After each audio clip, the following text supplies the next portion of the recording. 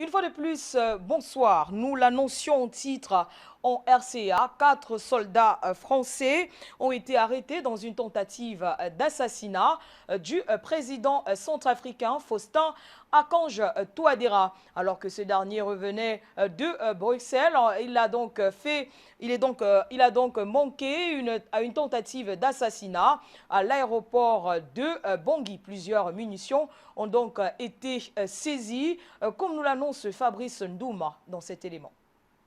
La nouvelle d'un attentat manqué contre le président de la République centrafricaine, Faustin Archange Touadéra, est la une des journaux depuis lundi 21 février, après que 4 ressortissants français en tenue militaire ont été appréhendés à l'aéroport de Bangui. Ces derniers, qui prétendaient accompagner un général de la force onusienne à l'aéroport de Bangui, ont été appréhendés en possession de diverses munitions, dont les fusils de sniper. Selon les premiers rapports d'enquête, les accusés sont des mercenaires français dont le complot a été démantelé à temps grâce à l'efficacité des forces militaires centrafricaines. Cette tentative ratée vient plutôt attiser les sentiments anti-français dans une autre nation africaine, à un moment où les nations du G5 Sahel, de l'Afrique de l'Ouest et de l'Afrique dans son ensemble exigent la sortie immédiate de l'ancienne puissance coloniale, la France, de leur territoire. La France, qui a fait son arrivée dans la plupart de ces États francophones de l'Afrique de l'Ouest en 2013, lorsque les pays ont commencé à respirer les insurrections rebelles, a promis le maintien de la sécurité. Elle a mis en place des bases militaires, lancé une mission de sécurité nommée Opération Barkhane et a également impliqué des milliers de ses soldats dans les missions de maintien de la paix de l'ONU dans le pays, mais a depuis des années perdu la confiance du peuple.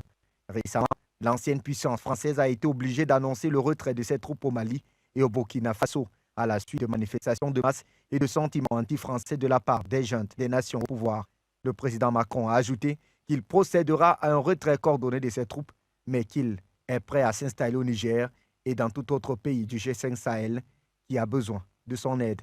A noter que cette tentative d'assassinat raté intervient à un moment où les relations entre la France et son ancienne colonie sont de plus en plus tendues, exacerbées par une guerre d'influence féroce entre Paris et Moscou, dans un pays plongé dans la guerre civile depuis 2013. La France accuse la Centrafrique d'être complice d'une campagne anti-française orchestrée par Moscou, notamment par d'innombrables trolls sur les réseaux sociaux et dans certains médias. Moscou reproche à Paris d'accuser la société de sécurité privée russe Wagner de s'être emparée du pouvoir et des ressources du pays. La MINUSCA, qui compte environ 15 000 militaires et policiers en Centrafrique, fin décembre 2020, une coalition de plusieurs des groupes armés qui contrôlait alors plus des 2 tiers de la République centrafricaine, a lancé une offensive vers Bangui pour renverser le président Faustin Archange Touadéra à la veille de l'élection présidentielle. Le chef de l'État, enfin réélu, avait alors appelé Moscou au secours de son armée appauvrie et mal entraînée, et de centaines de paramilitaires russes étaient venus s'ajouter au nombre autres présents depuis 3 ans. Depuis leur contre-offensive fulgurante, les militaires centrafricains, grâce notamment aux paramilitaires russes, ont reconquis l'essentiel du territoire, repoussant les rebelles hors des villes et de leurs principaux bastions. À l'heure actuelle, la France semble être plus menace que les rebelles en Afrique. Et pour en parler justement, nous recevons dans ce journal notre premier invité. Il s'agit de Luc Michel, géopoliticien. Alors bonsoir Luc Michel, la nouvelle est tombée hier en ce qui concerne l'assassinat manqué du président de la République centrafricaine Faustin Archange Touadéra. On va dire un incident qui arrive au moment où les relations entre la France et son ancienne colonie sont de plus en plus tendues. Bonsoir, bonsoir aux collègues et bonsoir à vos téléspectateurs.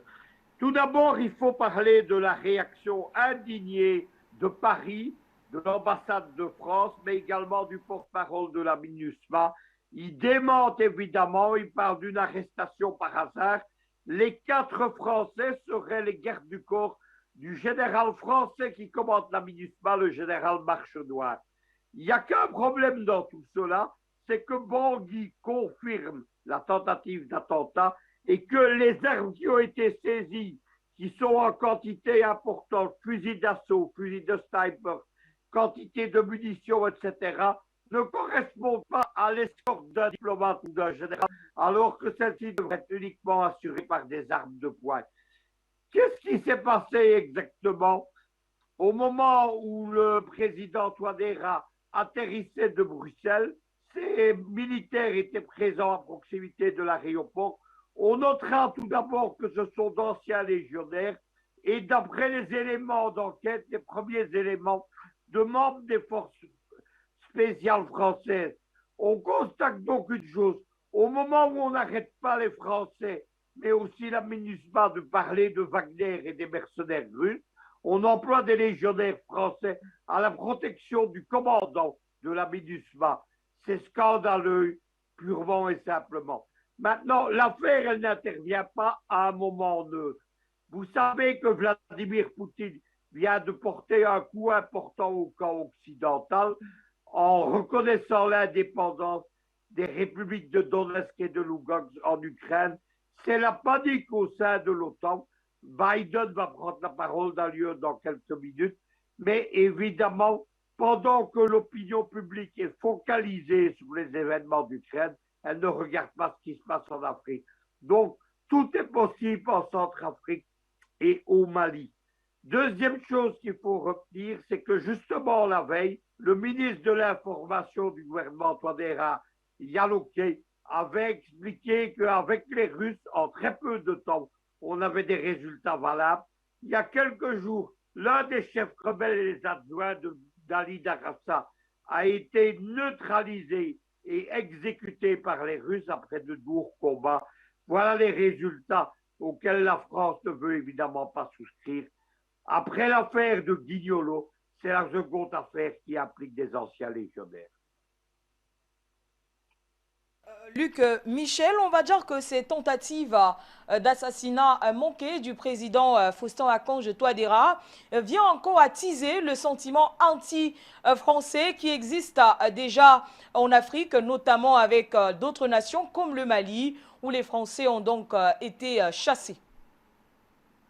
Écoutez, Paris est encore dans la réaction ce matin à cette tentative d'attentat. Elle parle de trolls sur les réseaux sociaux. Elle parle de certains médias, évidemment.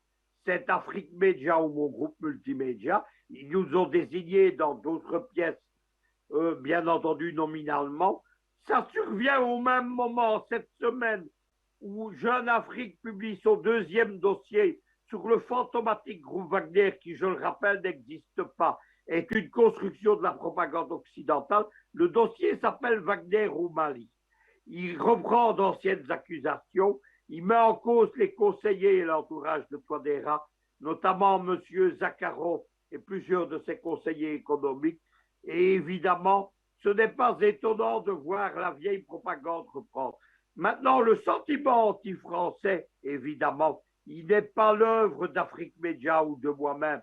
Le sentiment anti-français, c'est les Français eux-mêmes qui l'ont créé, avec leur arrogance, avec leur manigance. Les Français viennent encore de le démontrer dans ce projet d'attentat. Ce sont des voyous. La France est un État voyou.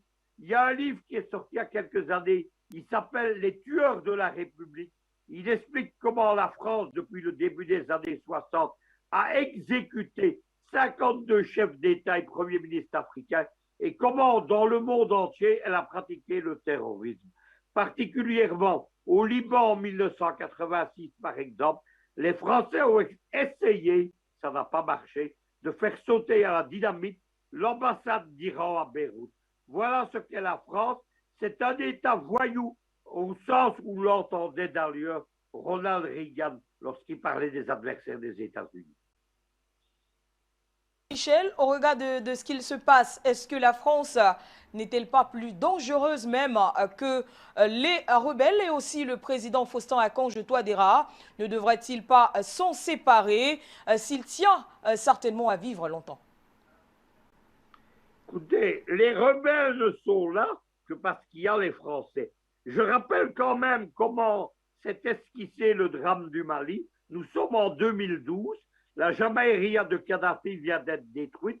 Il y a une grande zone qui correspond à ce que les Occidentaux, les généraux français et américains appellent la géostratégie du chaos. La Libye est une zone d'instabilité, mais le but de tous ces gens, c'est d'arriver au golfe de Guinée. Et pour ça, il faut viser une zone d'instabilité plus large. On tente donc deux scénarios à la libyenne. Au Mali, nous en parlons suffisamment. et en Centrafrique. En Centrafrique, on permet à une coalition comprenant des islamistes radicaux, elle s'appelle la Seleka. Seleka en Songo, ça veut dire la base. La base en arabe, c'est Al-Qaïda. On comprend mieux ce qui se passe.